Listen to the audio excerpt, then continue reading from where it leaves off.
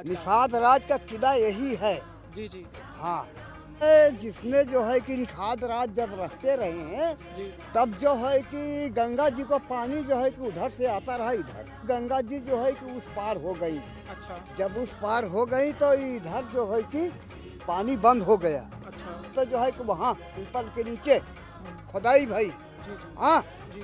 फिर उसके बाद जो है कि इंदिरा गांधी मारी गई। और ये वही जगह है जहां पर भगवान श्री रामचंद्र जी अयोध्या से आने के बाद केवट भगवान रामचंद्र जी को गंगा नदी को पार कराता है और इसी श्रृंगवेरपुर धाम में लेकर आता है। और इसीलिए गोस्वामी तुलसीदास जी ने लिखा है ना, उसमें हम भी काम करते थे, तो 3.5 रुपया मजदूरी मिलता था। तो कितने दिन तक खुदाई चला था? इसमें 10 साल खुदाई चली थी। जय श्री राम, मैं हूं आप सभी के साथ करुणानिधान पांडे और आज हम आप सभी को लेके आ पहुंचे हैं उस ऐसे त्रेता युग में जहां भगवान श्री रामचंद्र जी का और निषाद राज जी का एक अद्भुत साक्ष्य देखने को मिलता है। और आज हम आपको लेके आ पहुंचे हैं प्रयागराज के श्रृंगवेरपुर धाम में, जहां ऐसी मान्यता है जहां निषाद राज का दिव्य और भव्य किला हुआ करता था, जहां आज भी रामायण के साक्ष्य आपको देखने को मिलेंगे। पूरे वीडियो में बने रहिएगा। इस वीडियो को आप सभी कहां से देख रहे हो कमेंट करके बताना बिल्कुल भी मत भूलिएगा। साथ ही साथ कमेंट में जय श्री राम लिखना बिल्कुल भी मत भूलिएगा। तो चलिए ज्यादा देर ना करते हुए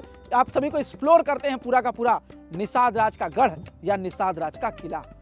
तो यहाँ पर आप देख पा रहे होंगे आपको निषाद राज के जीवन से संबंधित सारी की सारी श्रृंगवेरपुर की वो घटनाएं आपको दृष्टिगत हो पाएंगी जो जिसके बारे में अगर आपको पढ़ना हो ना तो वीडियो को रोक करके आप पढ़ सकते हो। वैसे फिर भी इसके बारे में मैं आपको संपूर्ण जानकारी दूंगा ही दूंगा। उससे पहले मैं आपको बता दूं, यह है श्रृंगवेरपुर का जो उत्खनित अवशेष है वो यहाँ पर आपको देखने को मिलेगा। जो पहले ऐसी मान्यता है यह पूरी तरीके से मिट्टी से दबा हुआ था, लेकिन जैसे जैसे इसका उत्खनन किया गया वैसे वैसे इतना दिव्य और भव्य स्ट्रक्चर आपको यहाँ पर देखने को धीरे धीरे मिलता गया। जैसे जैसे मैं आपको बता दूं तो ये सारी की सारी परिदृश्य आप यहाँ पर अगर देखो तो इसे ऐसा प्रतीत होता है ना कि ये पूरी वो पद्धतियां थी, ये कमरे थे, साथ ही साथ वहाँ पर कुएं या तालाब हुआ करते थे, जो एक बखूबी बहुत बढ़िया स्ट्रक्चर दिखता हुआ आपको नजर आएगा। और कई जगह तो यह भी पढ़ने को मिलता है कि इसके पीछे ठीक गंगा जी हैं, गंगा जी से जुड़ा हुआ नदी था जिसके माध्यम से जल यहाँ पर आता था और इसी जल से पूरे के पूरे निषाद राज के भवन का जो जलमार्ग निकासी व्यवस्था थी वो बहुत उच्च कोटि का था।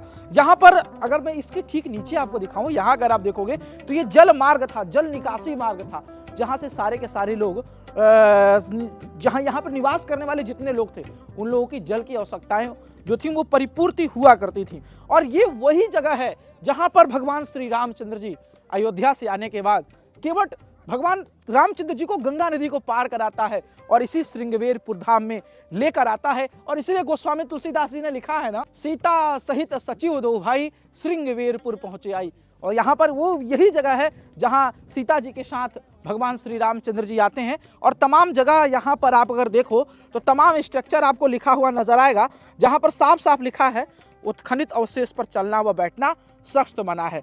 आज के समय में तमाम यहाँ के स्थानीय लोग हैं जो यहाँ पर आकर बैठते हैं और अपने बकरियों को लेकर अपने इत्यादि जो भी पशु पक्षी हों इनको जिनका वो पालन करते हैं यहाँ पर ला कर के छोड़ते हैं और तमाम बकरियाँ यहाँ पर आपको दृष्टिगत भी हो पाएंगी। तो ये कहीं ना कहीं ये जो आप देख रहे हैं ना, अभी भी देखिए यहाँ पर आपको उत्खनित भाग नजर आएगा पूरी तरीके से। अगर आप गौर से अगर देखें तो ये पतले पतले ईंटें आज भी आपको नजर आएंगे जो निषाद राज के गढ़ और निषाद राज के किले के रूप में प्रसिद्ध थे।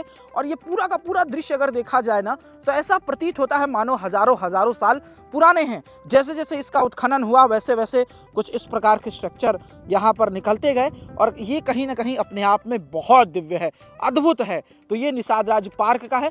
चलिए आगे की तरफ भी बढ़ते हैं और वो निकासी वो आपको दिखाते हैं जहाँ पर ऐसी मान्यता है ना कि वो ऐसी जगह थी जहाँ पर जल की सुमार्ग व्यवस्था और तमाम चीज़ें यहाँ पर कमरे किस प्रकार से थे, इसके अलावा रामायण संबंधी क्या साक्ष्य है वो भी आप सभी देख पाओगे। तो हमारे साथ यहाँ पर स्थानीय लोग भी हैं, उनसे भी वार्तालाप करेंगे और जानने की पूरी कोशिश करेंगे इस निषाद राज किले के बारे में। दादा जय सिया राम। जय श्री राम। दादा इसके बारे में क्या मान्यताएं हैं, क्या है, किस प्रकार से है? इसके मानने में जो हो तो ऐसा है, जो इंदिरा की राज आई थी उस समय खुदाई हुई थी तो हाँ, उस समय हम भी काम करते थे। अच्छा। 3.5 रुपया मजदूरी मिलता था। अच्छा। तो ठीक है, यही जो निकला है यहाँ से वहाँ तक तालाब निकला है। अच्छा, तालाब निकला है। हाँ तो मतलब इसमें राजा इंदिरा के समय इसकी खुदाई हुई थी। हाँ, इंदिरा तो के इसका राज। खुदाई स्वयं आपने देखे हैं, इसका खुदाई किस प्रकार से हुआ? अरे हम खुद रहे हैं तो, अच्छा हम खुद रहे। अच्छा। हाँ। तो कितने दिन तक खुदाई चला था? इसमें 10 साल खुदाई चली थी। 10 साल खुदाई चला था। हाँ हाँ हाँ। क्या बात है दादाजी। और यहाँ पर मतलब कि जैसे जैसे खुदाई हुई उसमें कुछ और चीजें भी निकली थी क्या? नहीं नहीं, निकली थी एक आध जगह, जो पीपल जगह है ना, तो वहाँ पर निकली थी, जो है थोड़ा जो है तो इतना बड़ा में वो कुचड़ी में करके निकला था। अच्छा। वो और एक आध जगह निकला था, ऊपर निकला था। दादा दादा एक मिनट आप रुक जाइए। दादा दादा दादा एक मिनट। जय श्री राम। जय सिया राम। दादा यहाँ पर इसके बारे में क्या जानकारी है आपको, इस जगह के बारे में? इसके बारे में जो है कि निखात राज का किला है। अच्छा। और निखात राज का एक किला है जिसमें जो है कि निखात राज जब रहते रहे हैं जी। तब जो है कि गंगा जी का पानी जो है कि उधर से आता रहा इधर। अच्छा। गंगा जी का पानी उधर से इधर आता रहा है। जी। उसके बाद जो है कि गंगा जी जो है कि उस पार हो गई। अच्छा। जब उस पार हो गई तो इधर जो है कि पानी बंद हो गया। अच्छा। पानी जब बंद हो गया तो उसके बाद जो है कि इसमें जो है कि इंदिरा गांधी आई और उसके बाद जो है कि ऊपर जो है कि जहाज से खड़ी करे के बाद जो है कि दूरबीन लगाई। अच्छा। दूरबीन लगाने के बाद जो है कि यहाँ पर जो है कि बीजक गिरा। हाँ। जब बीजक गिरा तो उसके बाद यहाँ खुदाई भई। अच्छा। हाँ, फिर दोबारा जो है कि फिर बीजक लगाइन तो यहाँ गिरा, इसमें खुदाई भई। अच्छा। तीसरा बार जो है कि फिर बीजक लगाए तो जो है कि वहाँ पीपल के नीचे खुदाई भई। जी जी। हाँ, जी। फिर उसके बाद जो है कि इंदिरा गांधी मारी गई। हाँ, हाँ। जब मारी गई तब से जो है कि काम इसमें बंद हो गया। अच्छा अच्छा। हाँ, हाँ। तब से काम बंद हो गया। खाली जो टूट फूट है उसी का मरम्मत होता है और कुछ नहीं। और कुछ नहीं होता। यानी कि प्राचीन समय से निषाद राज का किला यही रहा था। यही है निषाद राज का। निषाद राज का किला यही है। जी जी। हाँ, क्या बात है। दादाजी ने जैसा बताया निषाद राज का किला यही है। तो दादाजी ने जितनी जानकारी दी, क्या दादा वो सही है क्या? हाँ सही बात है। इंदिरा गांधी के समय खुदाई हुई थी। हाँ हाँ हाँ, हाँ। क्या बात है। तो चलिए, इस प्रकार से तमाम स्थानीय लोग जिन्होंने ये बताया इस श्रृंगवीरपुर धाम के इस गढ़ के बारे में, इस किला के बारे में, जो कहीं ना कहीं कई अनसुलझी पहेलियों को लेकर समेटे हुए हैं। चलिए आगे की तरफ चलते हैं। तो यहाँ पर कई प्रकार की आपको दृष्टिगत खदानें नजर आ रही होंगी जिसको धीरे धीरे उत्खनन किया गया है, और ये गढ़ का पूरा हिस्सा है। और आज वर्तमान समय की अगर बात करें तो इन सारे जो छेद आपको नजर आ रहे हैं ना, गोल छोटे छोटे, उसमें अभी भी चिड़िया इत्यादि अपना घोंसला बनाकर रहती हैं, जो जमीन के अंदर इस गढ़ में निवास करती हैं। कई तो आपको नजर भी आएंगी, अगर यहाँ पर आप देखिए तो आपको दृष्टिगत हो पाएगी। जहाँ पर एक आपको चिड़िया स्क्रीन पर नजर आ रहा होगा, जो क्लियरली आप देख पा रहे होंगे यहाँ पर। चलिए अब धीरे धीरे आगे की तरफ मैं भी बढ़ता हूँ और आपको दिखाता हूँ क्या है, किस प्रकार का है। तो इस प्रकार के तमाम उत्खनन दृश्य यहाँ पर आपको देखने को मिल पा रहे होंगे, जो कहीं ना कहीं बहुत अद्भुत है। और ये किला, मतलब कि एक चीज़ मैं बता दूँ, बहुत दूर तक है। ASI जो भारत का पुरातत्व सर्वेक्षण विभाग है, इसका पूरा का पूरा निगरानी रखता है। अब पूरी तो खुदाई नहीं होती, लेकिन हाँ, इसका मरम्मत करने का जो कार्य है वह किया जाता है। और ऐसे में जस्ट ये गंगा नदी के समीप ही है, और कई स्थानीय लोगों का मान्यता है कि यहाँ से पहले जो गंगा जी है ना, वो प्रवाहित होती थी। और तमाम उत्खनन में जितनी दूर तक जाइए, ये सारी की सारी दृश्य आपको देखने को कुछ इस प्रकार से मिलती जाएंगी। और ये आगे की तरफ तक अगर बढ़िए तो वहाँ आपको एक छोटा सा मंदिर भी नजर आएगा, जो स्क्रीन पर आप देख पा रहे हैं। और सामने की तरफ आपको सरिस सलिल पावन माँ गंगा जी प्रवाहित होती हुई आपको दृष्टिगत हो पाएंगी। और वर्तमान समय में यहाँ पर अगर आप देखें ना, तो ये जल निकासी व्यवस्था का प्रणाली इस प्रकार से बनाया गया है। और देखो भाई, इधर भी क्या गजब का है। यानी कि आप पूरा घूमो, पूरा आओ जाओ, चारों तरफ से जितनी दूर जब मैं जा रहा हूँ, सारा का सारा आपको इस प्रकार से देखने को मिल पा रहा होगा।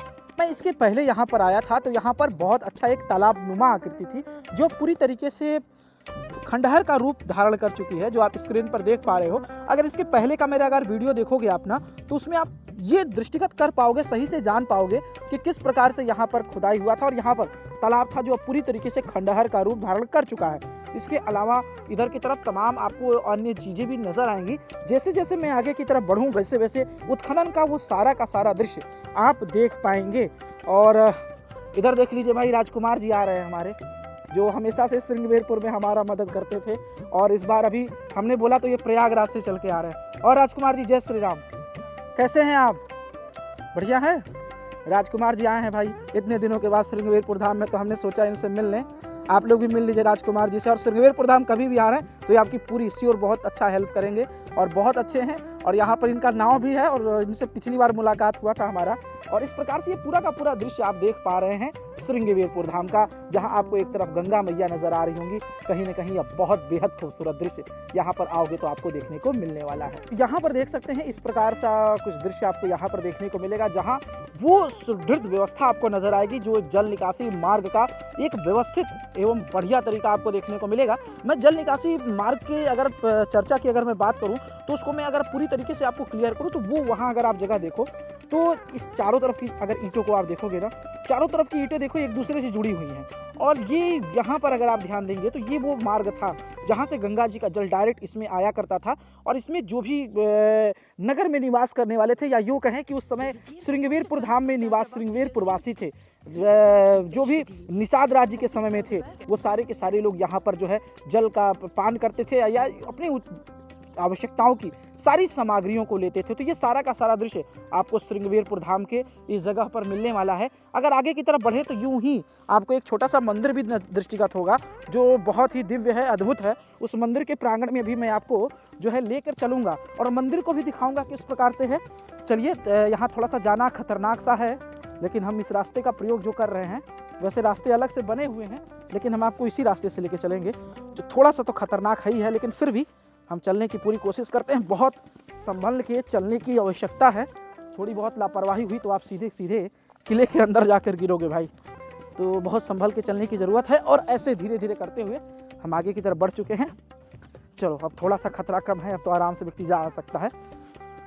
तो कुछ इस प्रकार का दृश्य इस श्रृंगवेरपुर धाम के निषाद राज के किले का आपको देखने को मिल रहा है, जो रामायण काल से सीधे तौर पर संबंधित हैं और संबंधित मानी भी जाती हैं। और कुछ इस प्रकार के रास्ते हैं जिस रास्तों के माध्यम से आप मंदिर में प्रवेश करोगे। मंदिर की तरफ भी मैं लेके चलूं और गंगा जी का आपको करीब से दर्शन कराऊंगा। जैसे कि मैंने आपको ऊपर से कराया था ना, वैसे ही आपको करीब से दर्शन कराने का पूरा प्रयास कर रहा हूं। और मेरे साथ मेरे पीछे राजकुमार जी भी आ रहे हैं भाई, क्योंकि अभी तक ये नहीं थे और मेरे कहने से ये प्रयागराज से तुरंत वापस आए और अपना काम छोड़ के आए हैं। इनको भी बहुत जल्दी जाना है, ये मिलने के लिए आए हैं भाई, तो इनका मैं दिल से आभारी हूँ भाई। तो चलिए, आखिरकार हम गंगा जी के उस तट पर पहुँच चुके हैं, जो आप पीछे देख पा रहे होंगे। और यहाँ वो मंदिर करीब से दिखाते हैं। हाँ, देख पा रहे हैं, क्या अद्भुत और क्या दिव्य गंगा जी का अद्भुत छटा। सूर्य भगवान ऐसा मानो प्रतीत हो रहा हो कि दूसरा सूर्य गंगा जी के अंदर से निकल रहा हो। तो ये दृश्य आपको यहाँ पर देखने को मिलेगा, जो कहीं न कहीं आपके मन को आकर्षित करेगा। और यहाँ पर विराजमान है काल भैरव भगवान, जिनका आप यहाँ पर दर्शन व पूजन कर सकते हैं। तो ये इस मंदिर का निर्माण वर्तमान समय में किया गया है काल भैरव भगवान का। और वैसे ये पूरा का पूरा निषाद राज का गढ़ या निषाद राज का घर हुआ करता था एक समय में, जब भगवान श्री रामचंद्र जी अयोध्या से वनवास के लिए निकले थे। तो यह जानकारी आप सभी को कैसी लगी कमेंट करके बताना बिल्कुल मत भूलिएगा। मिलते हैं आप सभी से नेक्स्ट वीडियो में, तब तक के लिए जय श्री राम।